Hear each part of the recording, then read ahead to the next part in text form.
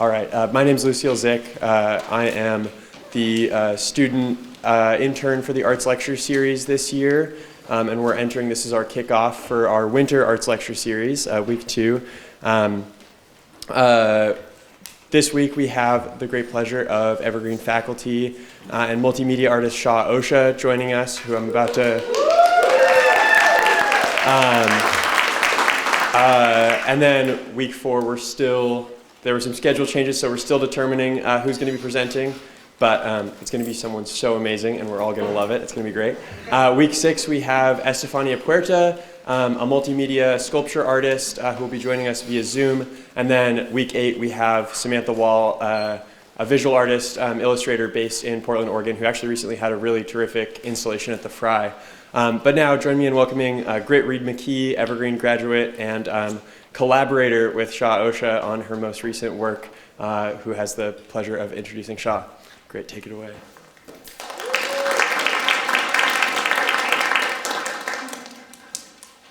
Hi, everyone. Yeah, I hope you can hear me. I have no way of knowing, but my name is Grit, and I'm a recent Evergreen alum. And yeah, I'm going to start by introducing you all to Shaw with her bio, which reads, Shaw Osha makes hybrid conceptual romantic work, mapping and painting portraits and skies, taking pictures, using stills from YouTube, writing, and drawing. Her work wrestles with clarity and resides more in blurriness. Keeping a peripheral eye on her perceptions rather than a direct focus, she seeks elusive honesty in her work and what she looks for in body language, emotions, skies, sameness, and difference. In her work, she considers how social historical conditioning affects individual lives, especially the overlapping border area between social orders. She's exhibited work and curated exhibits at venues including New York's Pocket Utopia, the Hedron Gallery at the Lee Center of Arts at Seattle University, the Soil Gallery in Seattle, the Satellite UNC in Chapel Hill, the Evergreen Gallery in Olympia, and the Muhammad Ali Center in Louisville. She is a member of the faculty at Evergreen State College and teaches an interdisciplinary arts curriculum that allows students to study broadly and in parallel the intersections of intellectual, research, and creative activity. She maintains studio practices in Olympia and at the Elizabeth Foundation in New York City. As a student of Shaw's, I can also add that Shaw is exceptionally sharp, relational, and a perceptive professor and instructor. I was really fortunate to be accepted as one of Shaw's student undergrad research fellows this summer, along with Piedra Miner, and was deeply involved in helping put together Shaw's book, My Love Hath Fixed in Kissing. Working with Shaw on this project became something of a refraction of, and then addition to, Shaw's work at wandering into the depths of race within the context of the United States, looking into the historical and contemporary complexities we are all impacted by materially as well as psychologically. I say this as someone who's currently in Minneapolis, where the impacts of racialization are being realized as we speak right now. There was no way to enter into the work of this book without intimately examining Shaw's perceptions and experiences. To do this required a vulnerability to reckon with my own internal workings and hold the nuance of the content along with the nuance in the variety of art forms Shaw has used, grappling with these personal and societal issues. Over the months working on the book, the project became an unfolding conversation that then transformed the shape of the book, contracting to bring focus on particular visual essays, and then expanding to a blur as we tried to see the atmosphere of these thoughts. In many ways, this book became an art piece about art pieces that were about art, about the world, and about ourselves. And in this way, the book became another version of Shaw's Atlas, a piece that I'm sure is going to continue spiraling in and out of Shaw's mind and work for probably the rest of her life. as much as she was hoping she could close that mind map with this project. I am proud of the work we were able to construct together, and I'm really grateful to Shaw for the openness she shared with me and the friendship that we were able to build through this project. I would now like to read the foreword of My Love Hath Kissed and Fixing, written by another lovely Evergreen professor, Kathleen Iman. Shaw Osha's way of working requires her and us to stay open at exactly those moments when clarity would be a great relief. This body of work is everywhere connected by a live wire, which is the wire no one wants to touch, but then also the only wire that stands a chance of conduction and connection. The approach we might be grounded in, a maxim tucked into one of these pieces, only the afflicted can help the afflicted. That is a maxim, and not the words of authority, is encoded in its muted presence in that work, spelled out using faded dry flowers that gesture at a history transmitted by way of scrapbooks and cramped handwriting rather than official accounts. This work is muted to offer ineffectual and gentle defense against the liveness of the wire, which in this current work is Osha's discovery of her ancestors' slaveholding past. The afflicted is a term that declines to only deal in the language of perpetrators and victims. This work insists at every turn on recognizing the familial lines that, for all of their terrible mix of violence and love in unequal measures, unsettle the current clear narratives about race and division. In this way, her work bears more than a formal resemblance to Gerhard Richter's, with his interest in the blur, seriality, and atmosphere. And the book, like his atlas, has soft edges in that it gathers works, sketches, source images, all into the form of a new and capacious work of its own. Like Osha, Richter paints from photographs, that would-be mode of direct capture and objectivity that, exactly through its directness, exactly by bypassing our distorted conditions of possibility for memory, won't let us remember or see what it is in them. That is also to say they both paint the photographs or video stills, not the events already once represented in them, which spares both of them from looking directly at what vision is ill-prepared to take in, thanks to the limitations on sight. Richter is, by greater and lesser degrees depending on the content, a member of what Osha calls the afflicted, a member of a family that includes victims and perpetrators in the German context, all bound up in exactly those impossible domestic and affectionate and disdaining and familial and genetic connections that any unflinching look at history would disappear in an instant. It is a history that can only be worked through by flinching, and a present that requires us to attend to strange affinities, suppressed relations, and inner subjectivity, now situated in a weird new world where our interests and attention are also bent by an undead algorithm that mimes the intuition and interests that were once a tiny preserve for agency. Now, if you will please help me welcome Shaw Osha.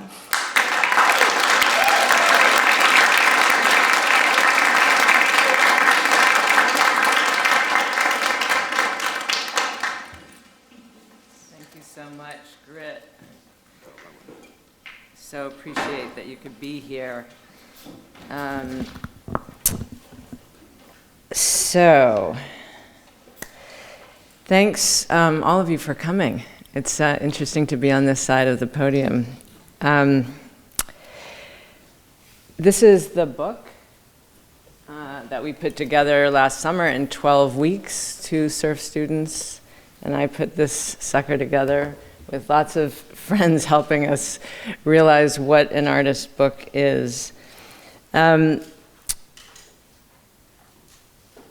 I got thinking about this. This is over 10 years worth of work, so it is a huge briar patch of not only content but form and my meanderings in it, and getting distance from it, and being complicit with it intentionally, and then not trying to make it into some kind of argument, or to keep it in a place that is open and working and unresolvable, and with an attempt to keep uncovering it so it doesn't perpetuate, is sort of, and it meaning primarily the departure point is racialization, but it is all of those, all divisions that we tend towards. But my particulars are the history of black and white tensions in the United States stemming from slavery.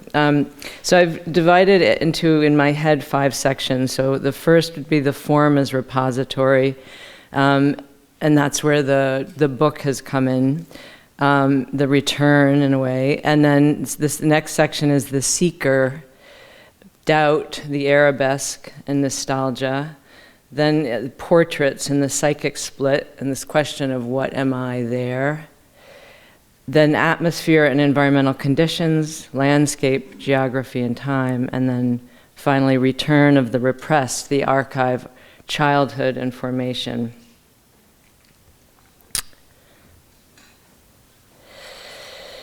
So this is a image of my great-great-grandmother's diary from 1861, which I found very just circumstantially in a folder in my mother's apartment in New York. Took me a few years to realize even what it was. And so she was, it turns out, I find out she was 16. It's the first year of the Civil War. And this is a quote by Baldwin. I have a lot of thinkers who are cherished that I've been in dialogue with for years, and certainly Baldwin is one kindred spirit who thinks about race baldly and openly and sort of unflinchingly. So he's a real guide for me. So this is, society must accept some things as real, but the artist must always know that visible reality hides a deeper one, and that all our action and achievement rest on things unseen. A society must assume that it is stable, but the artist must know, and he must let us know, that there is nothing stable under heaven. So some of this, there is a lot of humor behind it, but it's not going to be that funny. Not today. But I can be funny, but this is probably not very funny. All right. So let's see. Where do I want to go from here? The form as repository. So this book, as Grit said, was formed really as a collaboration, and a beautiful collaboration. And boy, it is literally a briar patch. You got to get into my world to be able to work with this material, because it is a million directions. It's nuanced. It's contradictory. It's embarrassing. It's full of all kinds of areas. So I think of it as it was bounded. The unbounded got bounded into a book, and bounded in the sense that it is a collection. It's an object. It's here. But even like preparing for this talk, it becomes completely unbounded each time. Like Grit said, every time I try to wrangle it down, back it comes in its unboundedness, in its briar patch way. Which still appears in so many ways formless, and that my imagination really struggles to organize. It is basically a whole set of things that are facets, including writing and notes and paintings and photographs and the work that I've done where those things are all patched together. They get patched together again in the book. So it's these facets that I've found that would hold it, rather than an individual series of work. Each series of work that I've been doing for over 10 years has sort of had its issues, has not really come together. So when when it comes into this, I'm hoping that into this book, into this set of facets, finally all of these voices and these works have found maybe kind of a home. It is definitely, the book is definitely not a catalog. It is not a treatise. It's not an academic essay. It's not a final articulation, and it is not an argument. It's really still a very big exploration. Do I see these?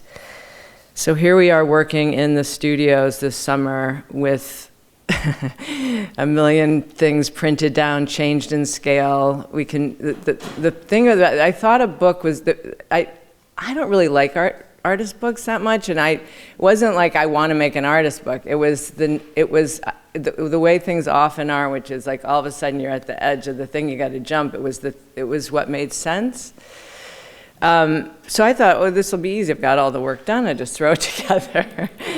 But Stephen has helped me a lot realize the whole world, this thing. And then you can change, so I can have big paintings become little. I can have tiny little things become huge. And oh my God. So Piedra and Grit, this is Piedra on the left and Grit on the right, had their work cut out for them, and it was pretty amazing. Okay. So,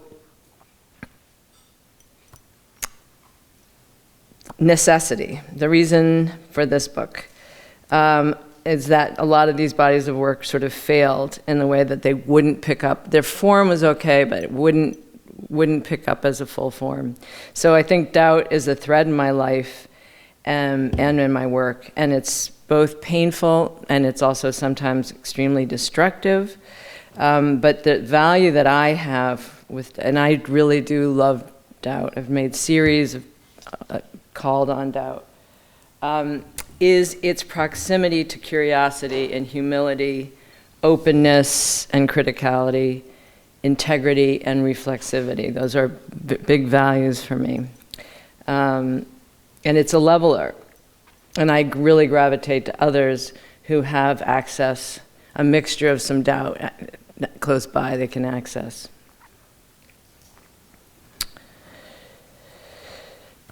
So this is a little bit of the introduction. The individual paintings were largely conceived in pairs, sets, and series. So the assemblage here is a series made of series, though I didn't think of it that way at first. Like a family, this project comes out of love and care, along with flawed awareness, grief, and facing irresolution.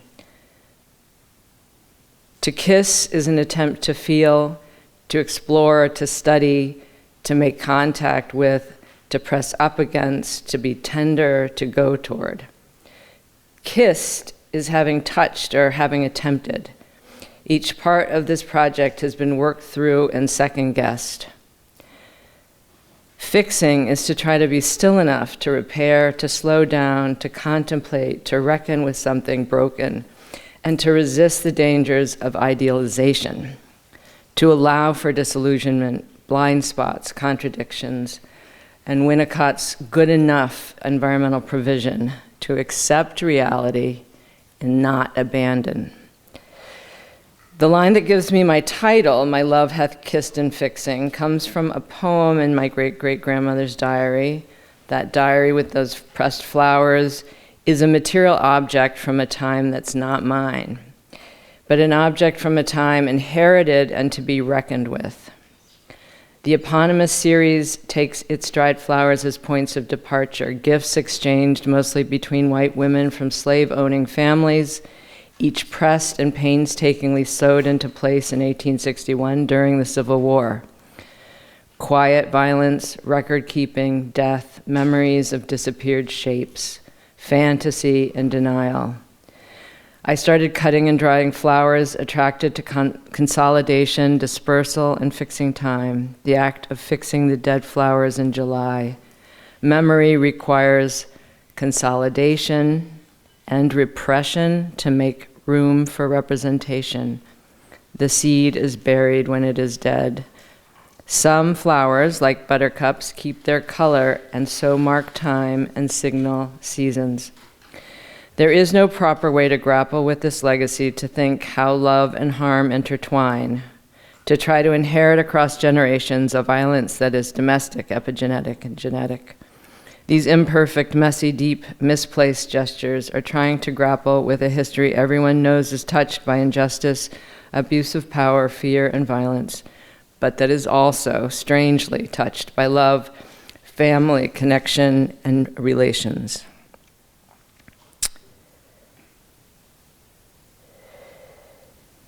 This book opens up new ways to read and relate the works to each other. The source work is mine, both the visual and the writing, but the assemblage has emerged as a collaboration with these research fellows, and I hope that means that it offers new points. So one of the things that I have to work with, because the departure point is mine, it goes into a form that is trying to speak to something that and I'll refer to this a little bit, probably a couple of times, Twyla Tharp's idea of a spine, which is to say, this is the drive behind the work, but it is not what the work is about. So there's some distance that's required, and I think this is for all artists, some distance that we have to take to let the work be in the world. And so with their collaboration, that means that hopefully that it offers some new points of entry and invites others to step in and help move it further into that space between us. So like I said, though this comes out of my strange family past and out of my strange formal and material preoccupations, it's not about my genealogy or my psychology. The stories here repeat, and like Angelus Novus and the three-headed Cerberus, it is about the past in the present. So here is, on the left, a small piece with the pressed flowers and language that comes from the New York Times financial page. And I've always thought of this clover as a gift to my friend Gretchen, as like the Angelus Novus, which is a painting that Walter Benjamin had of Paul Klee's, and Benjamin was thinking about the war he was in, and a deep thinker, and so he wrote that his face is turned towards the past, where we perceive a chain of events. He sees one single catastrophe which keeps piling wreckage upon wreckage and hurls it in front of his feet, which is the way I feel about our insistence on racialization and identity. Okay.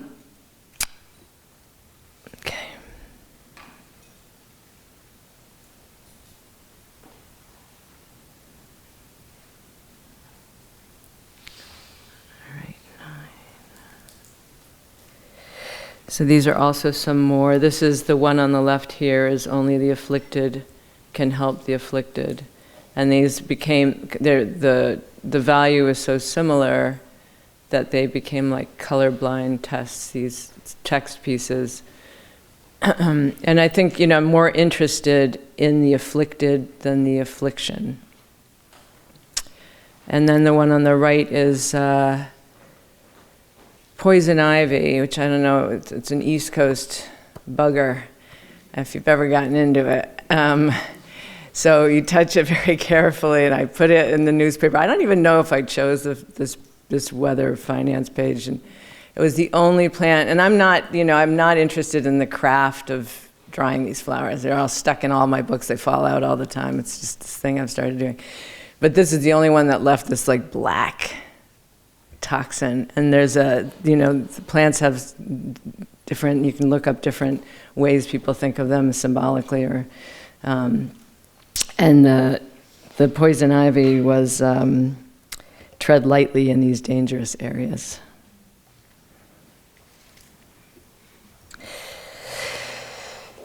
This is from the first or second essay in this book.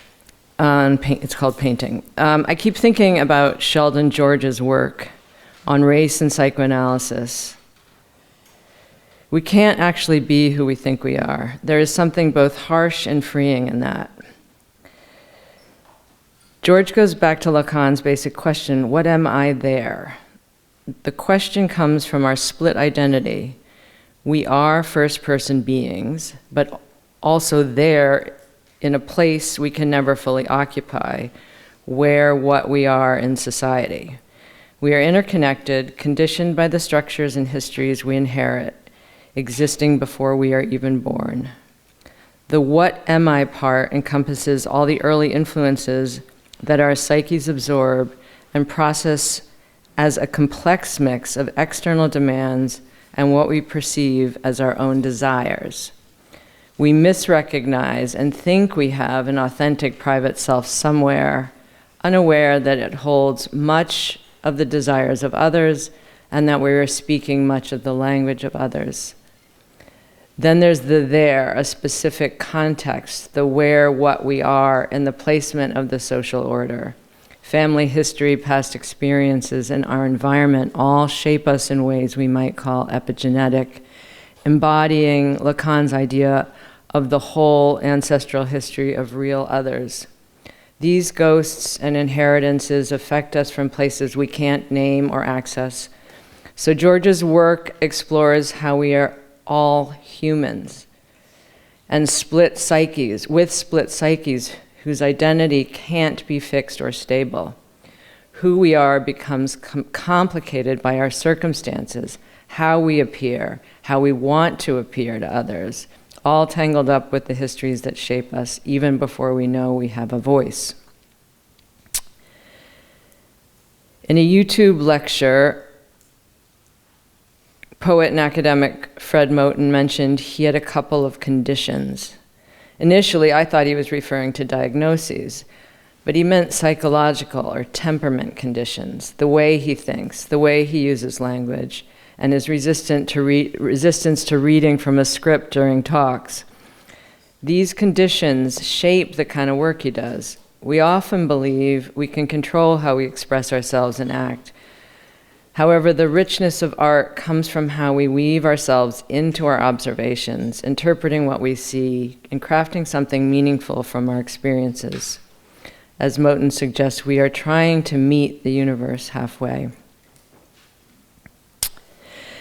I am nearsighted, and I actually just bought some glasses for the first time, and I'm not wearing them today because I was trying to wear them to put this together, and it messed with my thinking. They were really like, no, I'll try to stop squinting. But so I'm nearsighted, and I see things far away by squinting, even not that far away. If scientists collect, artists gravitate. I gravitate toward the blur. The light of twilight, what flies by or momentarily pauses, like a still frame when looking through a train window, states of suspension, the background, many particles coalescing and dispersing, the floaters that appear when I look into the sky, connecting lines of tree branches, maps, handwriting, legs, chromosomes, the weather of facial expressions and body language. The term is myopic. Do these formal elements work as metaphor for what I am contemplating? History, playing out, time will tell, say it isn't so, relationships that can't be collapsed. What is it to see the forest for the trees, the forest from the trees? Pauses. The skies and seascapes are pauses for me where weather is an atmospheric condition, just the backscatter of sunlight on molecules and gases, a momentary freed up space where I and there are quiet.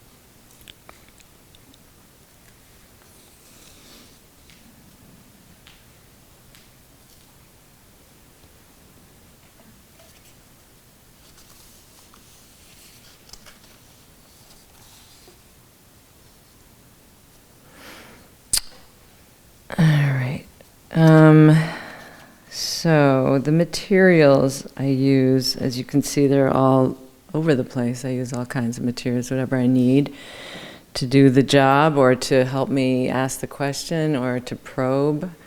Along with painting, which is what my background is in, sort of illusionistic. I do figurative painting. I used to really work out of my imagination. Now the imagination kind of comes on this end of it rather than beforehand. So I'm not just making up the figures. I work often from photographs. Along actual things like the flowers I put up, sometimes it's a paper towel and certainly snapshots and clippings, drawing and writing. And I'm thinking right now of my work as kind of history painting. I think that I do small monumental, like history painting was, for big sort of allegorical events. And I'm not interested in that. I'm interested in what's not seen, maybe the small, the nuance. And it's not so much about the style of my work, although I know it has a look, which is often, somebody once said, a little hack-handed. But it is a kind of storytelling, and I think the storytelling is to figure history that defies representation, to summon it, to conjure it, something about what was going on and what is going on, like what is going on, what haunts and remains unseen, traumatic and mundane at the same time, national and familial, remembered and forgetting, evoked and erased, visible if not knowable, generational and geographical, dislocated. Nancy Spector wrote on Paul Chan's Waiting for Godot in New Orleans, and I mixed it together because I like the language, but it's not a quote, waiting for the same thing that may never arrive, a meditation on an unremitting continuum.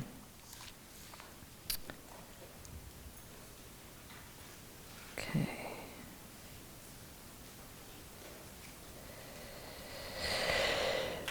I'm going to just quickly give another little backstory here. So as I'm figuring out my family history, I did a couple trips down to Virginia and West Virginia. On my mother's side, both of her parents go way back and were involved with slavery. And so I went to a couple trips, several trips, did lots of investigating. And on one of these trips, I went down to Maryland and met with my mother's cousin, Anne, who's, I guess every family has a genealogist, so she likes family history.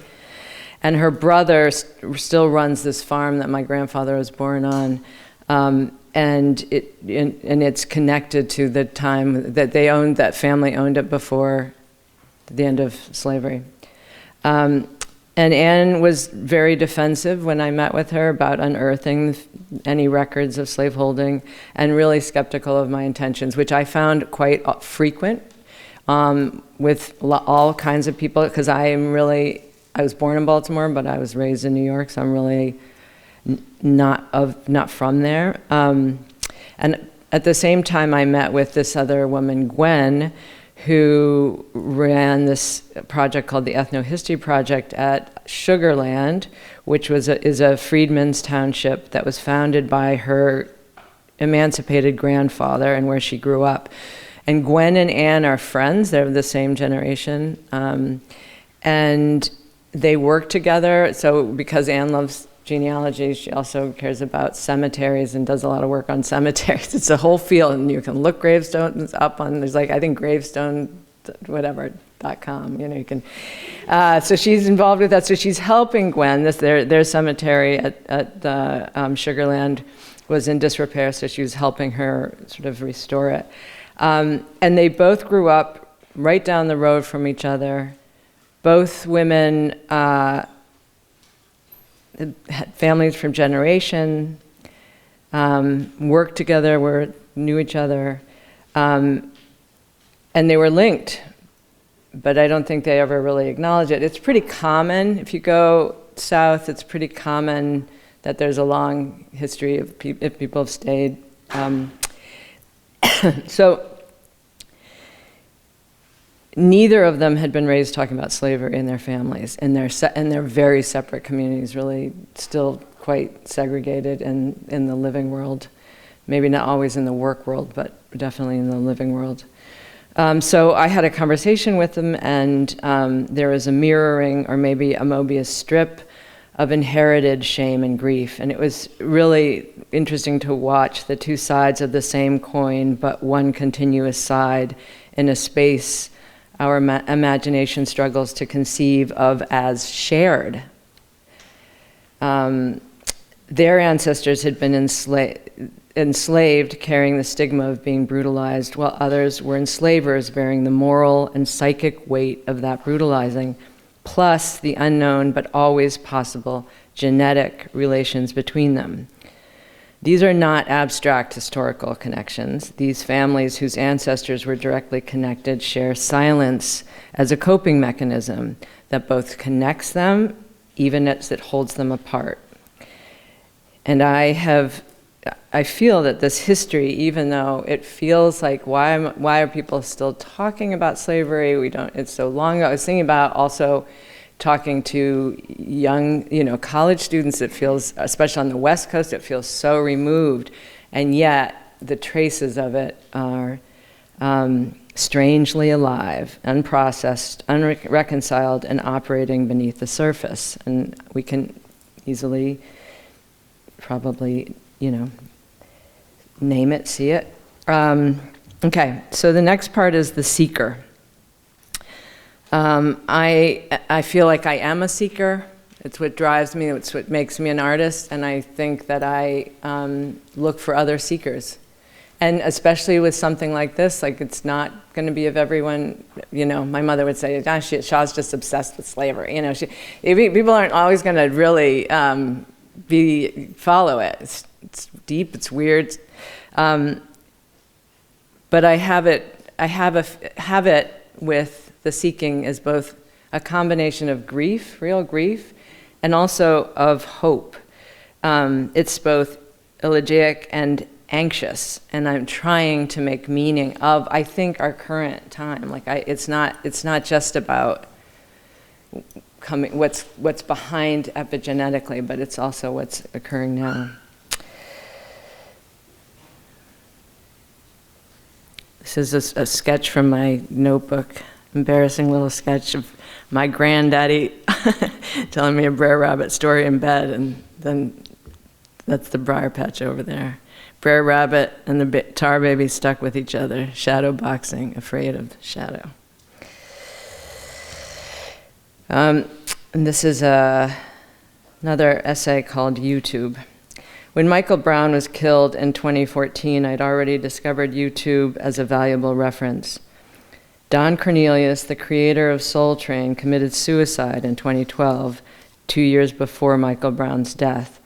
This prompted me to revisit Soul Train for the first time since the early 70s, when I was 9 or 10 years old. I watched it closely, seeking something vital and meaningful in the dancing, music, and fashion. Because I had not seen any clips of the show in between then and now, it was a strong, fresh experience of nostalgia. In Moira Davies' essay, 50 Minutes, she writes that nostalgia is the return of what once attracted us, affected us, informed us, continues to affect us, and can thereby inform the present. The seemingly random behaviors, lyrics, cadences, stories, side glances, textures, and gestures I absorbed as a child, intuitively connecting but without complete understanding of their context or history, became building material for my current sensibilities. This sensation of nostalgia shows how the subtle discernments I have now suggest a pattern that has guided me to this point.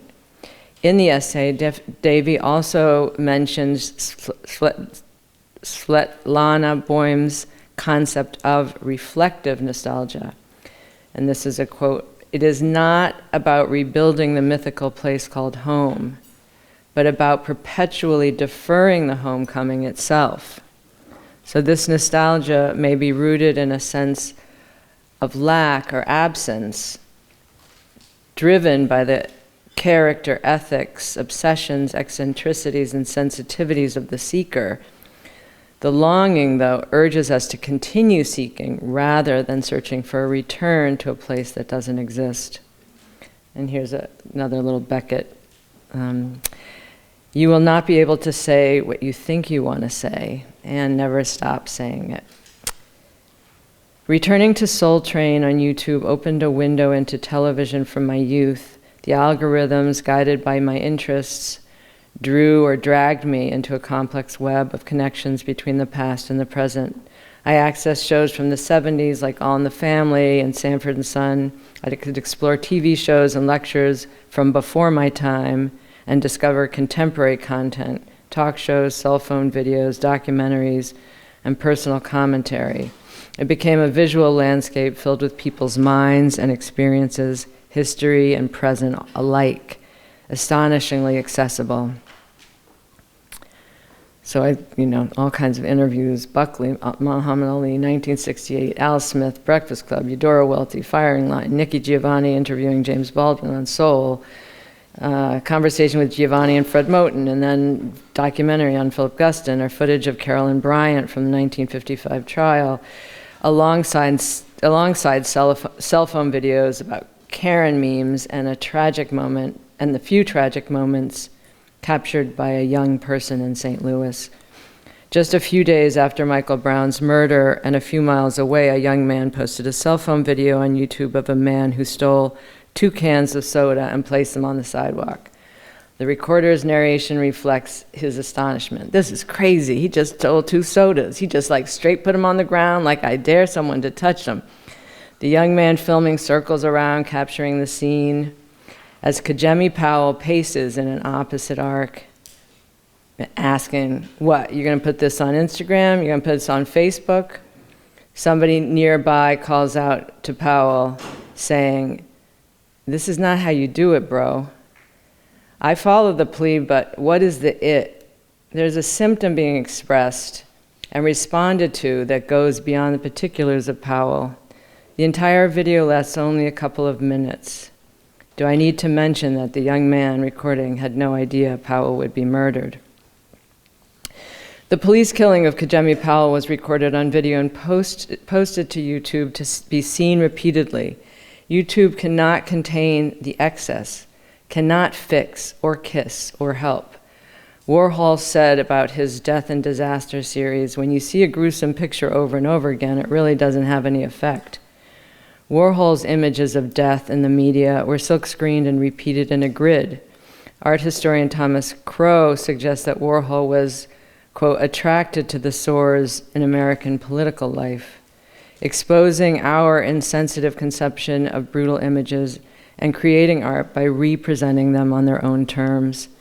Repeating the image with slight differences in coloring and resolution, slowing us down to review each in relation and as a whole, may give us a chance to have a collective experience of death, acknowledging that someone is dead here, and to contemplate, memorialize, or take note of the challenge of consuming these images in media.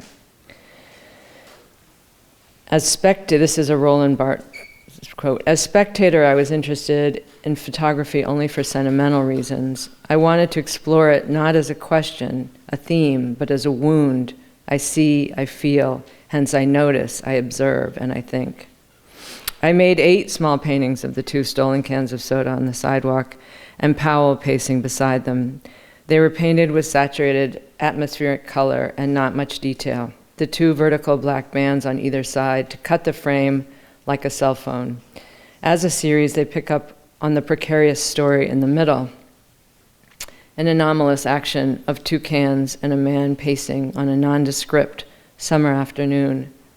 Freud's concept of arabesque represents a complex interplay of forces and events occurring in the middle without reducing them to simple causes or predetermined outcomes. I painted from the video frames stills to still, to translate, to touch, to stop, to return. Robert Storr compares photographs as documentation to painting as enactment. So it's So painting as compared to photograph is, as a document, is actually an enactment. Regarding Gerhard Richter's Baader-Meinhof paintings, he writes, "In photographs we can see death with a nakedness no other medium affords, but photography does not allow us to contemplate death. Contemplation is akin to what I'm calling enactments that enable reflection. The paintings in arabesque and remembrance of Kajemi Powell pay attention to something real, occurring, a sore. They're meant as an elegy, a say it isn't so alternative when the couple of minutes was suspended. The potential flow of events was still undetermined." News report, Kajemi Powell, 25 years old, African-American man was shot and killed by 2 St. Louis police officers several miles from Ferguson in what police officials said a witness described as suicide by cop. A convenience store owner called 911 after Powell stole drinks and donuts from his shop.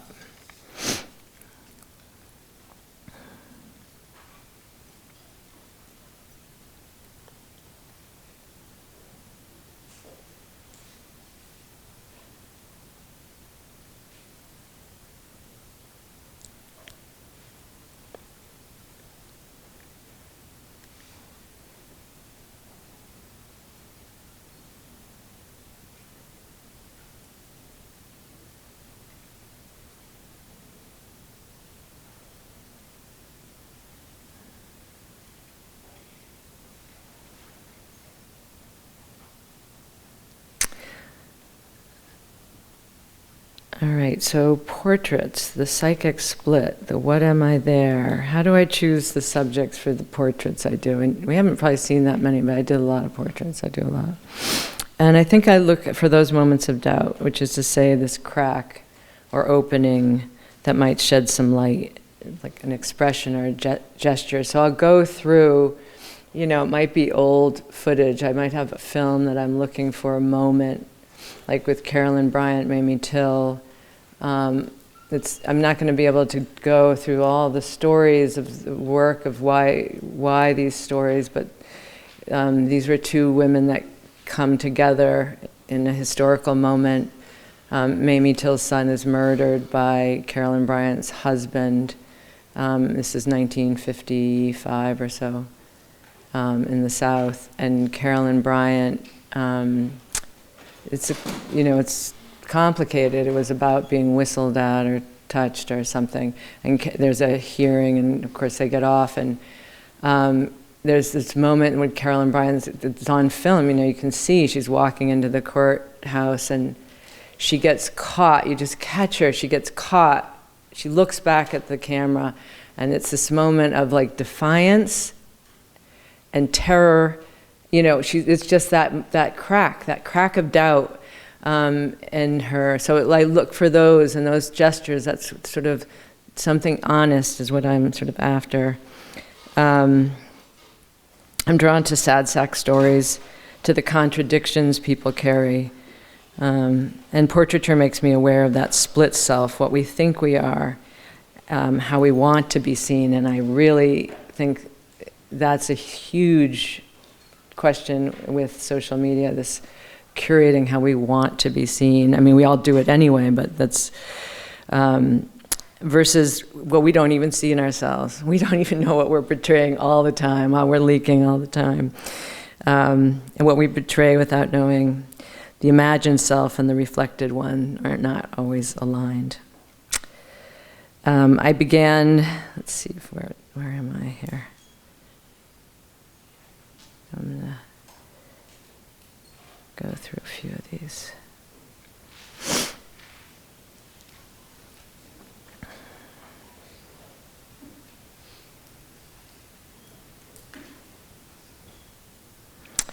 I began the linked portraits with my grandfather and Cecil, who grew up working on my grandfather's family's farm. They were linked not by blood necessarily, but by history. This is that same, so my grandfather's niece was Anne, the genealogist, and Gwen lived in Sugar Land where Cecil lived. my grandfather's ancestors had enslaved Cecil's ancestors, from the way Granddaddy talked about Cecil, and this is Cecil on the left, the way he laughed, his humor, his expressions, there was deep affection. And it really was quite deep. That's the tar baby and Cecil's the farmer, in those stories. And I think that Cecil lived with them. I mean, I think it was very intimate, but it was also fearsomely enforced social difference. In the linked portraits of Strom Thurmond and Essie Mae Washington Williams, I try to pursue those ambiguous relationships. Thurmond, the segregationist senator and patriarch, is paired with his daughter, who, elderly when she publicly revealed her paternity, has an expression that is both steadfast and tender. Thurmond secretly supported her education and took an interest in her children while publicly defending white supremacy. The hypocrisy is vast, yet complicated by intimacies we cannot dismiss. Essie Mae's mother was a 15-year-old black servant in Thurmond's prominent white family home when he was 22 and fathered her child. We don't know what it was, only that it happened under conditions of extreme power differentials. Yet Essie Mae insisted her parents cared for each other. She defended his silence, knowing he could not claim her publicly, nor could she claim him within her own community. After he died, she wrote a memoir, Dear Senator, a memoir by the daughter of Strom Thurmond, trying to break through everyone's assumptions, and she applied to the United Daughters of the Confederacy, either wanting to assert lineage or in defiance of it, or both. Some kind of claim to these symbolically white institutions. Thurmond lived this out at two levels, his imaginary ideals enacted into law, but living out a complex reality on the side, and possibly doubling down on segregation because of it. The psyche splits when love becomes impossible to claim. This is the peculiar doubling, fathers who provide but cannot acknowledge, who give support while maintaining distance, who legislate separation while crossing every line they draw. I recognize its denial, the refusal of kinship, the ambivalence of what should have been claimed. My own father is estranged. He provided support, but maintained distance, not because of race, but because I interfered with his imaginary ideal. James Baldwin names this refusal to acknowledge kinship from I Am Not Your Negro. Brother has murdered brother knowing it was his brother. White men have lynched Negroes knowing them to be their sons. White women have had Negroes burned knowing them to be their lovers. It is not a racial problem. It's a problem of whether or not you're willing to look at your life and be responsible for it. Baldwin recognizes the psychic splitting, the capacity to know and not know simultaneously, and to destroy what you love. Fred Moten and Stefano Harney describe the citizen as a fantasy, a man with possessions, including whiteness, who through the insistence on holding them becomes dispossessed, afraid of deprivation and displacement. And they argue that this hoarding is a way of warding off the very violence it produces. I see this hoarding and warding off in Thomas Noble's The Price of Blood from 1868, which depicts an older white man in red slippers selling a light-skinned, barefooted man, his son and slave. I copied The Price of Blood and annotated it by sewing on dried flowers. Noble's protest of a denial, the refusal of kinship, the selling off of what should have been claimed. My paintings are conjecture. The reality is that I don't know, the person in the portrait doesn't know, and none of us fully understand ourselves. A voice in my head insists I'm doing it wrong, too personal, too academic, too fragmented, but perhaps that's the point. The resilience in recognizing lack, the split between what precedes the language that constitutes us. And I'm going to read one more passage of Baldwin's from that same essay. That first quote comes from The Creative Process, where he's saying something about this Lacanian concept of misrecognition and the imaginary, the face and the reflection, not being reliable ways of knowing, the image not being reliable ways of knowing or wholeness. And so he advocates that we learn to live with, and he says, anyone who has ever been compelled to think about it, anyone, for example, who has ever been in love, knows that the one face that one can never see is one's own face. One's lover or one's brother or one's enemy sees the face you wear, and this face can elicit the most extraordinary reactions. But the barrier between oneself and one's knowledge of oneself is high indeed. There are so many things one would rather not know. We become social creatures because we cannot live any other way. But in order to become social, there are a great many other things that we must not become, and we are frightened, all of us, of these forces within us that perpetually menace our precarious security. Yet the forces are there. We cannot will them away. All we do is learn to live with them. And we cannot learn this unless we are willing to tell the truth about ourselves. And the truth about us is always at variance with what we wish to be. The human effort is to bring these two realities into a relationship resembling reconciliation. I'm just going to show a few more images.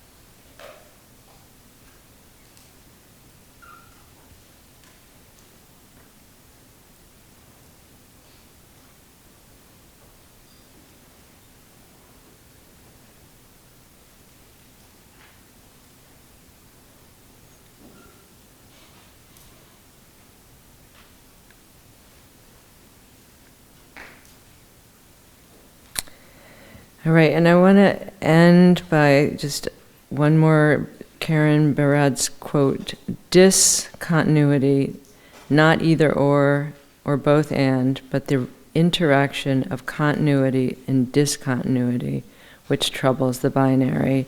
And then I want to ask you all to think about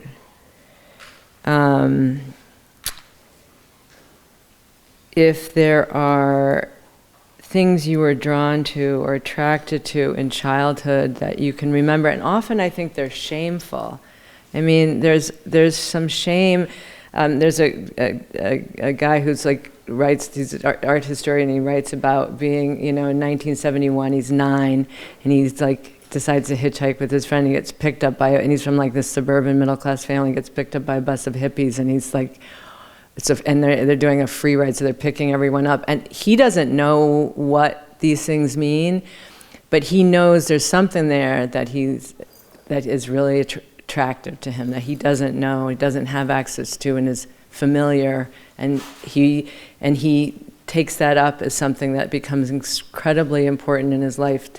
He's 9. He's not that, but he picks that up. So I want you to think about other people's families. A lot of us had neighbors that rescued us. Music, injustices, incongruities. And I want to mention, I was on the plane and I'd read the book already, but Let's Don't Go to the Dogs Tonight it was on the plane. It was a film. I didn't know it was a film. And it's such a great film. And this kid, this white kid, it happens during the Rhodesian independence. And the book is a memoir, but the kid they get to act it is, you just see this child seeing and she's 7, literally the kid who's acting is 7, it's amazing. But to see through the eyes of the child who sees, doesn't understand but sees. So if you can think of something in your lives that was unfamiliar and you couldn't understand, but you saw something about some consequences of it, whether they were one way or the other. If you can find them, just think about how that's informed part of who you think you are now. So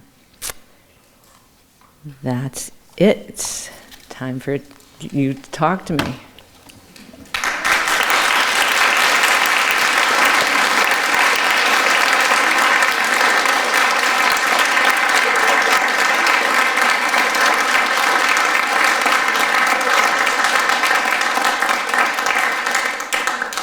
So I think that the technology is sophisticated enough that the mics are picking up in the room. Even though I feel like we've just up until last time we're running around with the mic. Maybe not, maybe we stopped and I don't remember. So if you have a question, just raise your hand and then I'll... Hi, I wrote this down. So you mentioned people tended to kind of misinterpret your intentions behind the slavery kind of related art. Can you expand upon that and maybe talk about your process in trying to research and make this art while trying to hold respect and like grace around such a really sensitive part of history? Oh yeah. Yeah, I mean, it wasn't like I wasn't doing this before 2014. This is a childhood thing, if you can't tell what I'm getting at. So, but you know, I do have this studio in New York. I'm in New York in the summer. I'm in a big building with lots of artists. Everybody's on the critical edge of, it's a big time for identity time. I mean, this whole last 10 years. And I'm just painting these, I keep calling them weird paintings of this, what's this relationship between black and white? And it is, and also trying to complicate it. I'm not really interested only in sort of perpetrator, victim, good, bad. You know, I'm interested in fact, I'm interested in the fact that this is a condition that hurts all of us and is actually a sickness. Like I really, you know, especially in my own, if it's connected all the way back to slavery, and I think epigenetic. I have like suicide in my family. Of my great-grandfather and my uncle, so my grandmother's father and her son, like it's, and I'm not attributing it like directly, but I think there is something to be mined there, something to, at least, it doesn't have to be literal. It's like, that's why it's not about my family either. It's much more about a question of ask, like what Baldwin says, you ask yourself what's going on and what part you have in it, and it's also how it's affecting you. It's not just because you're caught up in it also when you're on the perpetrator side. It's very complex. So it, you know, there wasn't a lot of interest in a white perspective on race and when I was making a lot of this work. It still probably isn't. Like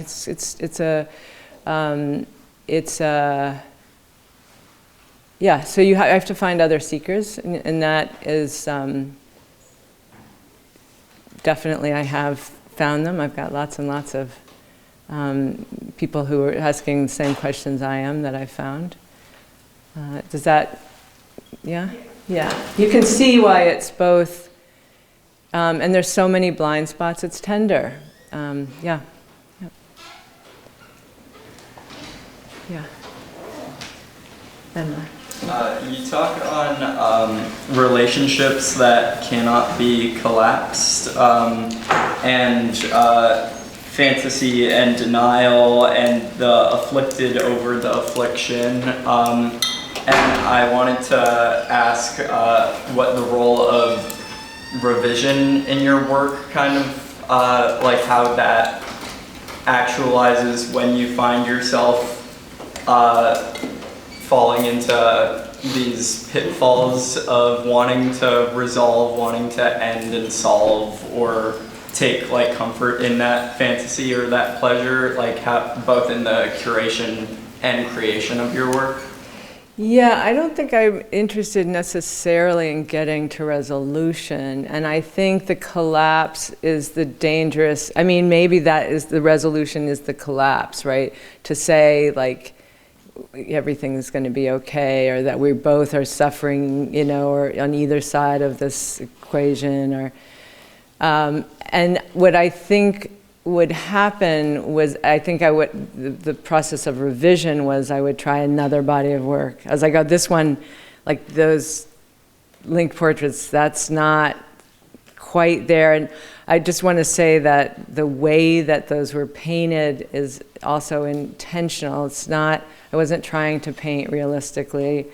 I can't, it's not really what I do anyway, but I was trying to paint objectively because I was really wanting to move myself out of it. So the paintings themselves are kind of embarrassing. They're not really interesting paintings in and of themselves. They're doing something else. So I was really grappling a lot with that kind of thing, like the formal thing of how to present it, why to do it so literally, why to do portraits. So that process is really long. So I guess you're right. Like it's iterative. Even doing this, putting this talk together, is another. I thought it was all taken care of right in here, and even I did like read a lot from, but oh my God, it's just opened the whole thing right back up again. So I think you're right that it is those iterations is a revision, and yet I in the end couldn't let them go. Like they had to come together, but probably best like this. And maybe I'll try to do an exhibition where the work does something that the book has taught me that it could do together, that it couldn't do on its own. Yeah. Whoops. I'm curious if you could talk a little bit about the experience of vulnerability in piecing this book together, in terms of like working with other people and like having them be really hands-on with your work and like, assembling it into one sort of not like a complete statement, but it's like an incomplete like processable like statement. Yeah, it was intense. I mean, you can imagine, I don't know how many of you feel a little bit possibly prickly about some of the things that I'm saying, but certainly Piedra and Grit, we had some moments, we did close readings, we had some moments that we really had to work out the issues. I mean, you know, they were nervous about this, and we had to have long conversations, and we recorded them, we listened to them, we were trying to grapple with what is it that feels, I think, you know, worrying about being, you know, canceled or called out, or, you know, those kinds of things came up in the conversations. But what happened after we would have them, as they got more into the thinking, that getting past, I feel it was easy to misunderstand, to get past that, then they were more committed than at the beginning, you know, that.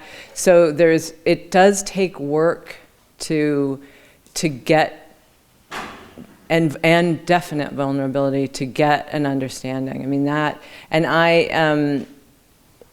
I'm pretty good at collaborating. I mean, yes, you have to, the collaboration is usually, you know, we all start from the same thing, and we're not doing that. It's my work and you're coming in on that. But in terms of needing to control it, we worked quite well together, all three of us. And it does take a ton of vulnerability to be awkward, you know, and to have doubt and to be wrong or to be whatever, yeah.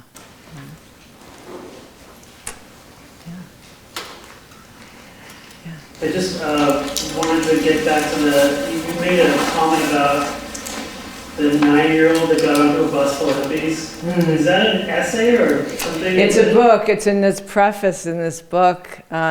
James Myers, it's kind of beautiful. He writes about exactly what I was thinking about with children. This idea of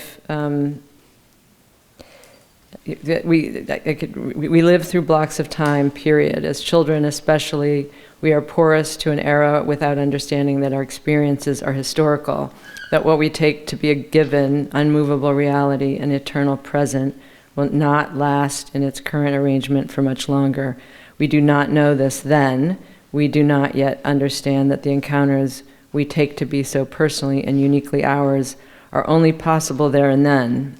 They do not repeat. As children, we are imprinted with images of situations and events. We absorb we absorb these impressions with the rapt attentiveness, a completeness that surpasses our understanding of what is really going on. And because we do not entirely comprehend the few searing impressions we are able to hold on to, as new memories crowd out older ones, these images, fascinating rebuses, hold on to us, trail us, dog us. Eventually we identify with these images. They come to define who we think we are. The time that marks us irreparably is the time when we are very young. And the book is called Return to the 60s, I think, and he curated an exhibition. I have that book if you're interested. Yeah. Yeah.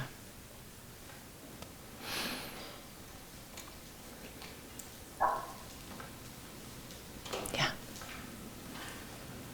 Miranda. Yes. Yes, you.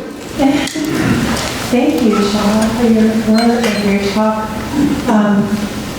I was thinking about the comment you made about history painting, and you were describing history painting as allegorical, and you are turning or taking up the form or genre of history painting for history painting, and you're turning it to another direction is what you seem to be saying, away from the allegorical. We've been thinking a little bit about this in my program because we're thinking a lot about parable and the difference between parable and allegory. And allegory as this, this equals that, or something like this, the symbolic, and parable is this asymptotic, coming alongside, where this kind of indirection that you're talking about, where something is nice. Pointed to, but then you specifically seem to say, like, in relation to Benjamin and the Angelus Novus and the piling up of the wreckage of history, to be talking about this idea of the kind of marginalized or the detritus or the kind of thrown away of history, the small, like that first image where there's books and there's like a couple, there's like some talks about a piece of garbage or something, it's kind of. Oh, yeah, it's at the bench. Yeah. At the Newports. Yeah. So it seems to go to both like the vulnerability that people have brought up, the uncertainty that you're valuing. Yeah.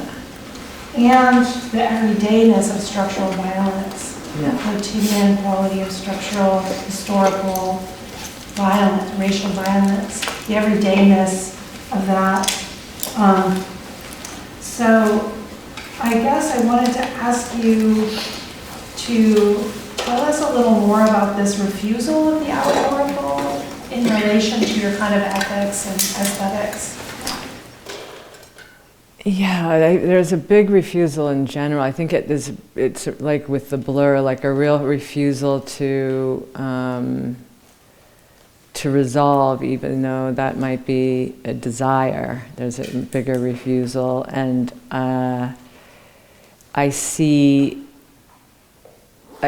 can only see. I mean, I can be very black and white, as those of you who know me. I mean, I can see clearly. I can see the injustices clearly. That's the part that's clear. Sometimes the parts that are not clear are what. It's sort of like the whole history needs to be in psychoanalysis. Like we got work to do. Like what is going on here? It's like I can't. Interpretation of a dream is going to also be this way. Like you can read it many, many ways. But it's not going to hold it. I can't come up with a project that's going to hold something allegorical. I can do what I think of as these facets that might hold. I think a parable is a good gesture in that direction, like possible. There's definite storytelling in it, but I'm not certain what the storytelling is saying. I can weave and make links. But I'm also then going to step away and say I don't really know. I don't know. I mean, it really feels so unknowable. Even now, I mean, I think we're in such an unknowable moment of historical momentum. It's just, we're right in the middle of something, as well as this sort of, that catastrophe that just never, just piles up and piles up and piles up and piles up. Yeah.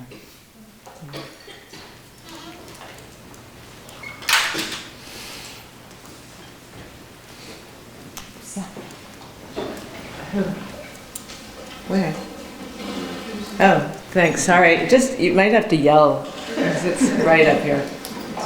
This kind of touches on the refusal to resolve. Like none of this concept you're looking at is never been in ice cream, right? So like, and you decided to explore it below water. So how do you cope with that, or work with that infinite complexity? I need you to say it a little bit louder towards the end, because there's So you're like exploring a monster. So how do you cope with that, or work with that infinite complexity? It's the boundlessness, right? It's the bounded and unbounded forms that I'm dealing with. So there is a kind of type of knowing that your imagination, this is where, like, and I said I used to make paintings out of my imagination, these sort of relational, figurative paintings, but there's other imagination going on here, which is all of this. This is all of my sort of imaginings, and those imaginings, by using a kind of knowledge of imagination, I guess, I would say that to reside in the boundless, or the unbounded, or is generally, I think, a place where a lot of artists go. It's that thing. It's it's opening up the crack and looking in, I think.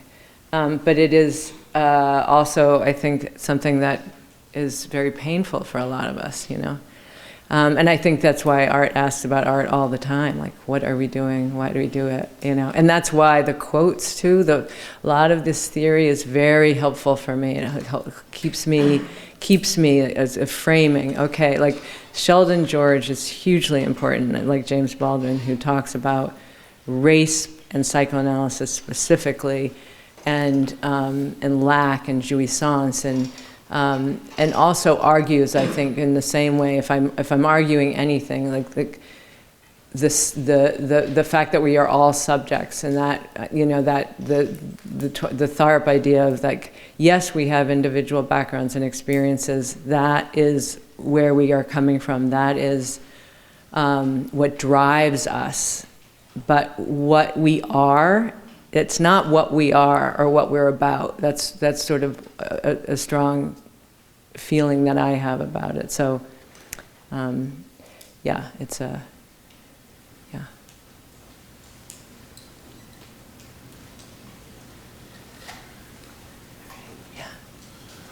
I was wondering if you'd be willing to dig into your conception of enactment, like when you say painting is an enactment? Yeah, I mean, these materials or these mediums do different things, and that's why, thinking about what Warhol was doing with the Death and Disaster series, where you're taking something that's sort of sensationalized in the media and you're repeating it, and does that move, that interpretation, that effort to go from just a documentary image into some other form, is a kind of, it's a translation, or it's a improvisation, or it's an interpretation, but in another way it is an enactment. If, in fact, as Crow was saying, like, is he pointing at the sores of political life, or is he, or social? I think that's what I mean by the enactment. And it isn't that you have, it's not a political move to do that, right? It's not like there's an agenda that I'm making a statement or an argument by doing something that makes it the enactment. The enactment, I think, is the kissing and fixing thing, the stopping, the slowing down, the looking, and the making of it. Same with Richter.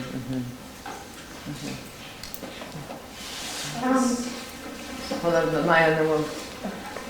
Since teaching the course of monsters, do you feel the themes of monsters come into your body of work, like the abstract, the sublime, the uncanny, and other things similar to that, and also vice versa? Do the themes influence each other, or did one come after the other, or they just existed in one? Yeah, no, Chris and I were talking about it. Yeah, I'm teaching Monsters Redux with Chris Coffey, and we were talking about like all this work is sort of about the monstrous, the excess, the boundaries, the lack of boundaries, the uncanny, so much of it is about. And also that the monster actually polices the perimeter. Like we're afraid of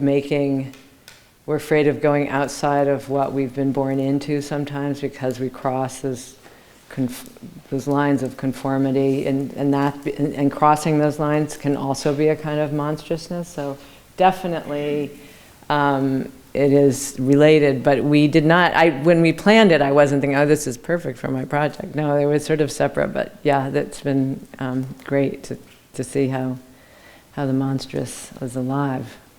Since going back from, since finishing this body of work, do you think, look back on it and think of the monstrous things? Oh, sure, yeah, of course, yeah. Lack, I mean, lots of the things that come up in psychoanalysis feel like they're jouissance is a real sort of the pleasure of pain-ish kinds of things, yeah. The pleasure of other people's, or feeling rage towards other people's pleasure, that combination of things feels very monstrous, yeah. Okay, now. Yeah, my question was about your portraiture process, and specifically in relation to Baldwin and his creative process piece. Which, having been a student of yours, I feel like that is a very impactful work that we've talked about, and I was curious how it's influenced your painting and artistic process, like especially when you were talking about your like portrait painting and how it like can feel like you're doing it wrong or you're disconnected, and the like subject and artist not knowing and not understanding, and like that process connected to the Baldwin quote that you shared. Of like knowing the faces of others but not seeing your own. Wondering how those connect. Yeah, I mean, I don't think his thinking influences what I make or how I make it necessarily, but what I make and how I make it gets picked up by his thinking, helps me think it through. Like, oh yeah, that's what I'm after. So I do it, and then I read that, and I'm like, that's what I'm after. Those are the questions I'm posing. Like, I think he's sort of saying, you know, there is no, to know this face or any, we think we know the image, but the image itself is unknowable, right? It's unknowable. We're not fixed, we're not static. So that's how I work with it. It's much more like I find, it's not that I'm not reading the whole time, and trying to find my way, but yeah, I would say that it's more that it helps confirm. It's in dialogue. I find the other seekers, really. That's how it helps. So anyway, yeah. I'm curious about the botanical specimens and the pressed plants, and did that all source from your grandma's diary, and how does that relate to the other material?